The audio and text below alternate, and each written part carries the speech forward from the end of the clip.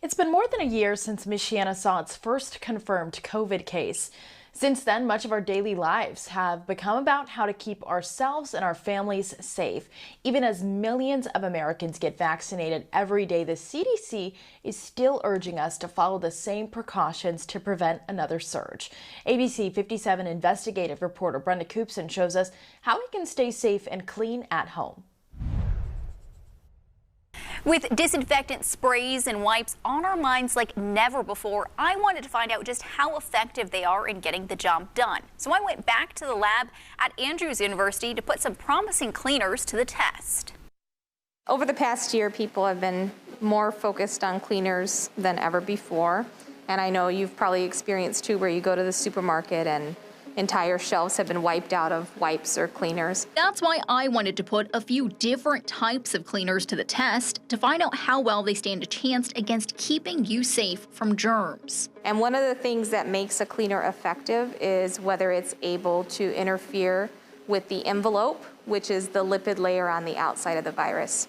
Joining me in this experiment is assistant professor and medical technologist from Andrews University, Melissa Poa, and some of her students. We were testing 3 different surface cleaners and 2 types of disinfectant wipes against fats to see how well they're able to remove that layer. So what we're going to do first is we are going to spread a thin layer of vegetable shortening, which is just a nice visible hydrogenated fat, into each of these little squares, which we've previously cleaned. We have this one here labeled as control that we're not going to put any cleaner on, just to see how it would look on the oil paper if we don't clean the surface at all. The reason we were interested in the cleaners interacting with lipids is because any cleaner that's going to be effective against coronavirus has to be one that will disrupt its lipid envelope. So it actually is structurally surrounded by an envelope of fats and proteins. And so any cleaner that's approved by the EPA has to be able to interfere with that. Once that envelope is disrupted, the virus is not able to survive on a surface. We're going to test 3 different sprays, a homemade cleaning solution, which is vinegar and water, Windex, which surprisingly is on the EPA approved list, Sani spray, which can be bought commercially, and 2 different types of wipes, a generic wipe and a Clorox brand cleaning wipe. With all 6 surfaces covered in vegetable shortening, we're ready to clean. First up, Clorox wipes. She's making kind of an applicator to clean with here with the popsicle stick, and she's just cutting through the grease. Next is the generic wipe. Just going to do a straight wipe through. Next up, our disinfectant sprays. So we are now seeing how the vinegar interacts with the fats. The Windex interacts with the lipids, and the Sani spray. It's going to go ahead and do 1 wipe through, just to mimic that motion. And then we will use our oil paper to see how grease compares against all these different cleaners. And you can see that some of the cleaners have a little more capability than others to actually cut through the grease. So now we have our oil control film. We just press it on the surface, and the grease will leave a visible dark stain on it. Now that all of our samples have that oil control film, let's take a look at how our results measure up. I mean, of course, we had the surface very visibly soiled, so on a microscopic level, it would be a lot less dramatic.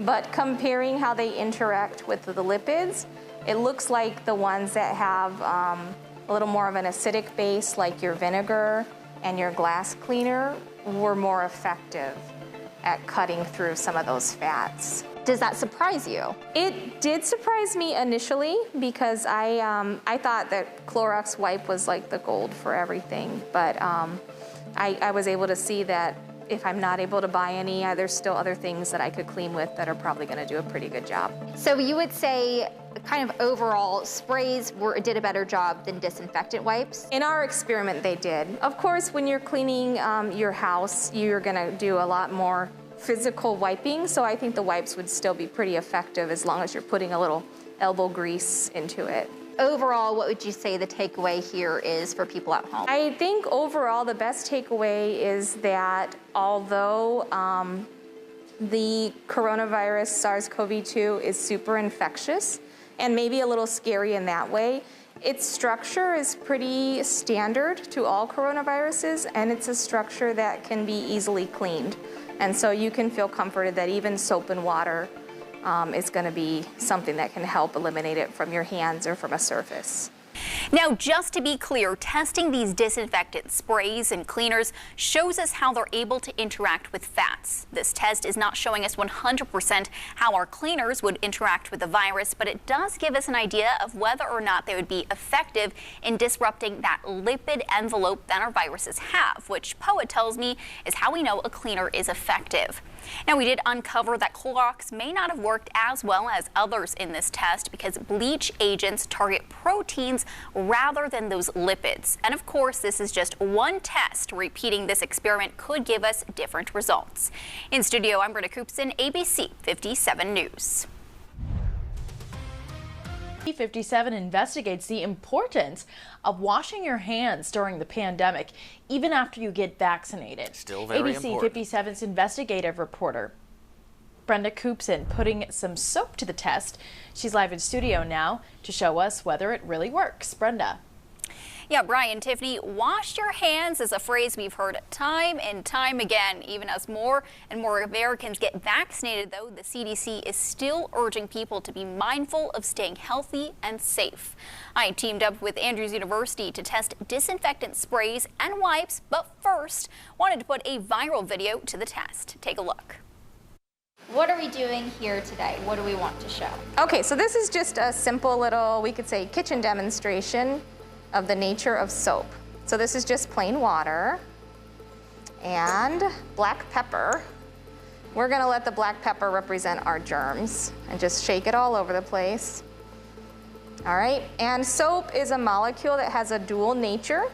So it has one side that repels fats and proteins and attracts water, and the other side attracts fats and proteins and repels water. And we can kind of see that nature come into play when we put it into our plate here. So you can see that if you were showing to some kids, you could say, look what happens to the germs, they run away from the soap. But in actuality, the nature of soap allows it to interfere with a lot of real life germs, like our influenza virus and our coronavirus, because they have kind of a shell or an envelope of lipids and proteins, and soap is able to disrupt that as well. Now, this was just a preview to give you an idea of how soap fights against germs. Coming up on ABC 57 News at 10 and 11, I'll give you another look inside the lab where we put several disinfectant sprays and wipes to the test to find out what it takes to get rid of germs at home. For now, live in studio, I'm Brenda Coopson, ABC 57 News.